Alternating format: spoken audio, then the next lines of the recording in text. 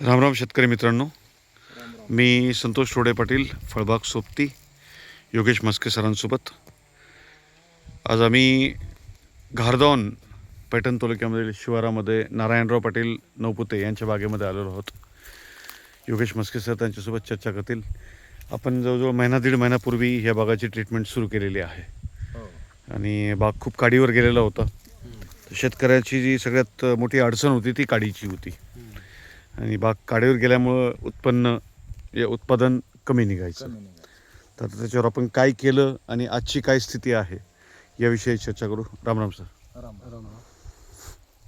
भाऊ, काय परिवर्तन वाटलं तुम्हाला 1.5-2 महिन्याच्या काळामध्ये? 1.5-2 महिन्याच्या काळामध्ये परिवर्तन तर असं वाटलं, ज्या काड्या समजा आपल्या काडीवर जे जास्त सतत ते धावायचं, तर ज्या काडीमध्ये असं वाटायचं की रस नाही बुवा, तर आपण ह्या 4-5 फवारण्या केल्या तर त्या काड्यामध्ये थोडंफार रस दिसायला लागला. आणि दुसरी गोष्ट, झाडाची जी पानं होती आता ते आपण तानवर घेतल्यामुळं तर ते आता कोमाजल्यावानीच होणार आहे आणि ती पानगळ झाल्याशिवाय झाड तानवर येणार नाही. बरोबर. पण पहिल्याचं ना आताचं म्हणजे आता 1-1.5 महिन्यातच असं झालं की माझं वैयक्तिक मला त्या झाडामध्ये खूप फरक वाटायला लागला. राहिला होता प्रश्न काडीचा. आता ती काडी वेळेवर, परत हे शेणखत कुजवणं, आतापर्यंत आम्ही जेव्हापासून शेणखताच्या नादी लागलो, म्हणजे झाडं लावल्यापासून भरलं उखंड्यातून रानात आणून टाकायचं, त्याचं काही मार्गदर्शन नाही, त्याचं काही नाही, जसं ट्रॅक्टर भरायचं तसं खोडाला टाकायचं. मग ते जवळ पडतं का लांब पडतं त्याला कोणी मालकच नसल्यावर आता आपली बुद्धी जिथपर्यंत चालायची तिथपर्यंत आपण काम करायचो. आणि मग एक दिवस असा विचार आला की बा डॉक्टरच आपले पाहुणे आहेत आणि जवळचे, मग आपण त्यांना बोलूनच घ्यायचं. मग याच्या त्याच्या नादी नाही लागायचं. म्हणून मग तुमच्याशी संपर्क झाला आणि त्याच्यानंतर हे तुम्ही सांगता आणि त्यानुसार मी फवारण्या करतो. तुम्ही सांगताना आता ह्या हप्त्यात हेच घ्यायचं, त्या हप्त्यात तेच दिल्या जाऊ राहिलं. आता पाणी द्यायचं, कधी झाड फोडायचं कधी नाही फोडायचं हे तुमच्याशिवाय माझ्या बुद्धीनं हे काहीच चालू नाही. जे काय आहे ते तुम्ही आता ते नादान लेकराला कसे मायबाप राहते तसे या झाडाचे तुम्ही दोघं मायबाप. तुम्ही बी अनुभवी शेतकरी आहात. पण मग कसं आहे, शेवटी ते मनानं काही नाही करतायत सर.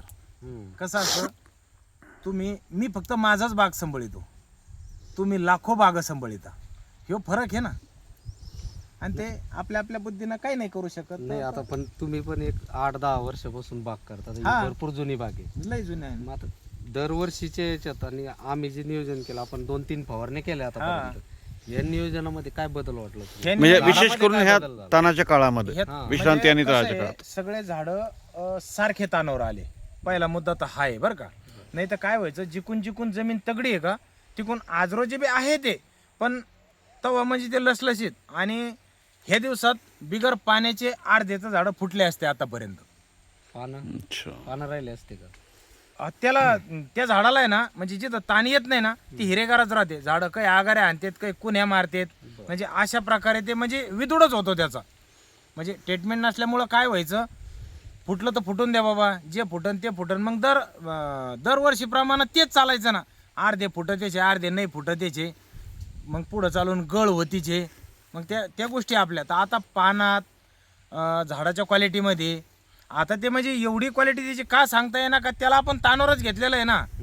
आता वयस्कार माणसाला जर कधी फेरेन लवली लावले तर तो काही क्लिअर होऊ शकत नाही. असं आता याला फेरेन लवली आता फोडल्याच्या नंतरचा विषय, असा विषय आहे ना तो. आता ते नाही, आपण हे फवारण्या चालू केलं ना, आम्ही आलो तेव्हा पिवळसर पानं वगैरे होती. पिवळसर पानं होते, आता ते काळुंकीवर आलेलं आहे. पानाची साईज एकदम छोटी आणि साईज एकदम असे 2 बोटाचं किंवा 1 बोटाचं पान राहायचं आणि ते असं पिळा हाणायचं, ते पान असं पिळा मारायचं. आता ते पिळ्याचं पाणी एक पण नाही राहिलेलं आहे पहिली गोष्ट. आणि पिवळसर पाना राहायचा त्याच्यावरती, तर तो पिवळसर पाना गेलेला आहे. सगळी संख्या किती आपली झाडाची? मला वाटतं 400 तर 350 झाडं आहेत ते, मोठे आणि लहान दोन्ही मिळून. मोठे आणि लहान दोन्ही. मागच्या वर्षी किती उत्पादन झालं आपलं?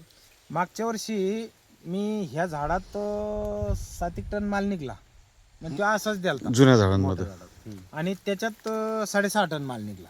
अच्छा. त्या झाडामध्ये याच्यात मी 12-13 टन माल काढलेला आहे याच्यामध्ये. पण कसा काढला, गणपती लोक मालच टिकत नव्हता. किती त्याला 6 टन 4 टन लागायला तर अमुक संख्या आहे, पण त्याला मग तसं मार्गदर्शन नाही ना. मग ते मनानं काय करू शकतो आपण, मग त्याची गळ होणे ह्या अशा बऱ्याचशा राडे राहायचे ना, त्याच्यामुळं तो आपला संपर्कात ह्यो बगीचा टाकला आता. चला करून तर आपल्या मोठ्या झाडांमध्ये आणि लहान झाडांमध्ये दोघांमध्ये काय अंतर वाटलं तुम्हाला? मोठ्या झाडाला तुम्ही सांगितलं, हा, लहान झाडांमध्ये काय अंतर वाटलं? लहान्या झाडामध्ये कसं आहे, याचे जे हाल झाले ह्या झाडाचे तेच हाल त्याचे झाले असते. जर तुमच्याकडं जर हे मार्गदर्शन नसतं गेलं ना, तर याचे जे हाल होते तेच हाल त्याचे झाले असते. आणि त्याची क्वालिटी म्हणजे ते कवळं रोपटं आहे ना, तुम्ही जसं वाकितान तसं वाकू राहिलं ते आता. बरोबर आहे. नाही तर मग ते माझ्या मार्गदर्शन हे असं दरवर्षी काड्या काढा, माल गाळा आणि जे भाव बेभाव विकायचं ते विका, म्हणजे हे प्रक्रिया त्याची सुरू झाली असती. पण त्याच्या पण पानात रस आहे, सगळ्या गोष्टी आहे. आता ते म्हणजे झाडं कुठं लिक झाले नाही ना. झाडं कुठं लीक झाले नाही, झाडांना डिंक धरला नाही. बरं, आणि अजून आता तुम्हाला काय वाटतं, मागच्या वर्षी तुम्ही 12-13 टन माल काढला दोन्ही. हा हा. या वर्षी किती माल निघाला, एक तुमचा अंदाज? आता ह्या वर्षी तर मी तर 1 किलोचा बी अंदाज सांगू शकत नाही. कसा सांगू शकत नाही का, ते माझं बोलणं आता काही कामाचं नाही. केस बॉन्डर गेलेली आहे ना, त्याच्यामुळे आपण नाही बोलू शकत. आता ते काय निघन त्या टायमाला मी छाती ठोकून सांगन की सरांना एवढा माल आपल्याला काढून मागच्या द्या. वर्षी एवढा निघाला तर या वर्षी एवढा निघाला. निघाला, बस एवढं सांगू शकतो. पुढचं नाही बोलू शकत ना आपण. आता हे शेणखतामध्ये काय काय केलं आपण प्रक्रियेला? आता ते शेणखतामध्ये पहा, उकंड्यातून भरलं, इथं टाकलं, त्याला सावली केली. तुम्ही जसं जसे मी तुम्हाला फोन केले त्या पद्धतीनं ते लिक्विडचं नाव मला येईना पहा. अच्छा, डिकम्पोजर, RCF चं डिकम्पोजर. आपण त्याची वाफ वगैरे काढून घेतली असेल. त्याची वाफ काढली, त्याला एक पलटी दिली, पाणी मारून त्याच्यानंतर पाणी मारू मारू त्याच्यात गड्डे केले. ते डिकम्पोजर, हा, डिकम्पोजरचे औषध आहे ते गुळात ड्राम मध्ये कालो घातलं, भिजू घातलं. त्याला 1 किलो बेसन पीठ, 2 किलो गुळ आणि ते पावडर असं 2 दिवस ठेवायचं आणि ते ड्राम याच्यात टाकून द्यायचं आणि वरतून त्याला पाणी मारायचं. तर एकदम लवचिकतापणा आला त्याच्यात, म्हणजे खपरे खुपरे ह्या गोष्टी त्याच्यात राहिल्या नाही. भुसभुशीत झालं. शांत. भुसभुशीत झालं. हा, भुसभुशीत झालं ते. ठीक आहे. आता आपण पुढच्या नियोजनामध्ये याला पसरून देऊ हा, आणि एक 20-22 डिसेंबर नंतर रोटा मारू आणि पुढचं नियोजन चालू करू. हाय का नाही? फक्त आता नियोजन कसं पाहिजे ते आता अर्ध ते जरा काही झाडं जास्तच तानावरती आले. बरं, येऊ द्या नियोजन. आणि ते जो कोपरा आहे ना तिकडचा, तो थोडा अजून लहान झाडामध्ये एक 10-12 झाडं नाही, आहेत. आता रोपडे झाडं कसे त्याला थोडा ताण कमी जास्त तर मग दिसणारच आहे. मला काय म्हणायचं होतं, आपल्याला जे तुम्ही परत म्हणले ना ती एक फवारणी घ्या, तर मग इकडं जास्तच आहे, फक्त ते आखाड्यापाशी तेवढ्या जाग्यात. ते 8-10 झाडं आहेत. हा, तर मग म्हणलं ती फवारणी नाही घेतली तरी चालेल का आपण, जे नंतर जे नाही, आता आपण जे लिओसिन 0.34 घेतलं ना रोपड्यामध्ये, हा ते आघाडीवर चालले झाड, ते थांबलेले आता. हा पण एक 15 दिवसाची गॅप आपण घेऊ त्याला एक घ्यायचं. फवारणी. हा, आणि मग त्याच्यानंतर आपण पाणी फोडायचं नियोजन करू 1-8 दिवसात, आहे की नाही? बरं. आता त्याला किती दिवस झाले आपल्याला त्या फवारणीला? त्याला तरी 1 हप्त्याच्या वर झाला असं. अच्छा, मग एक अजून 8 दिवसात आपली ती फवारणी होऊन जाते. आणि असंही 25 डिसेंबर नंतर आपलं नियोजन फोडायचं चालू होऊन जातं.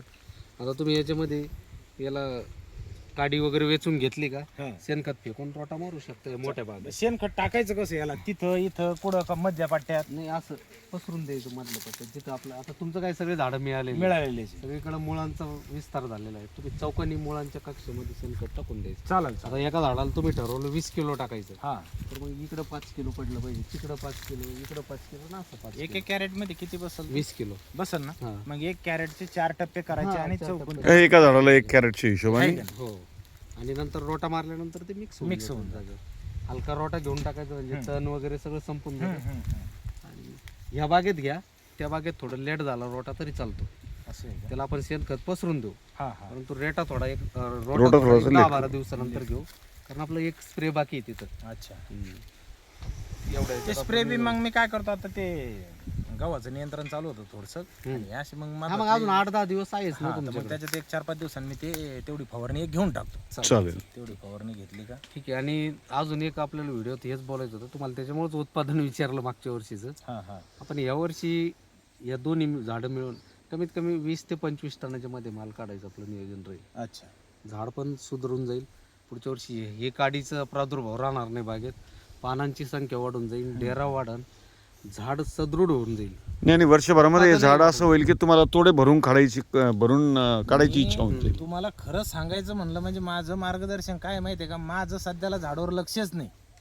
माझा पाहुणा माझ्या पाठीमाग उभा आहे ना, मग तिथे दर कशाचं, मग ते झाडाचं होऊ काही बी. आणि हे पहा, जे मार्गदर्शन चाललं हे आपल्या बुद्धीला वाटू राहिलं ना की स्टेप बाय स्टेप चाललेलं आहे, त्याच्यात आपल्याला फरक कळतोय ना, मग आपण शानपणा करायची गरजच नाही ना काही, आहे ना माग. नाही नाही, पण आम्हाला आमच्या कामाचं पोच पावती तर द्यावं लागलं ना तुम्हाला असं तुमच्या कामाची पोच पावती ती 100% उतरणार. हम्म. कारण ज्या ठेप्याला सांगितलं त्या ठेप्याला हा, किती जरी अडचण असली तर त्या बागेत चक्कर मारणं, कधी मी असो नसो पण बागेतून तुम्ही येऊनच जाणार. मग याच्या अलावा अजून काय लागत? माझं काम आहे फक्त शेणखत टाक बाबा टाकलं, पाणी दे बाबा दिलं, फवारण्या कर बाबा केल्या, याच्यावर मी काय करू शकतो? नाही, आम्ही तसं शेतकऱ्याला सांगत असतो 15 दिवसाला व्हिजिट होईल, पण आमच्या 8-10 दिवसाला होऊन जाते. होऊन जाते, काही अडचण नाही ना चालेल. कुठल्या गोष्टीचं. सर धन्यवाद सर. नमस्कार नमस्कार.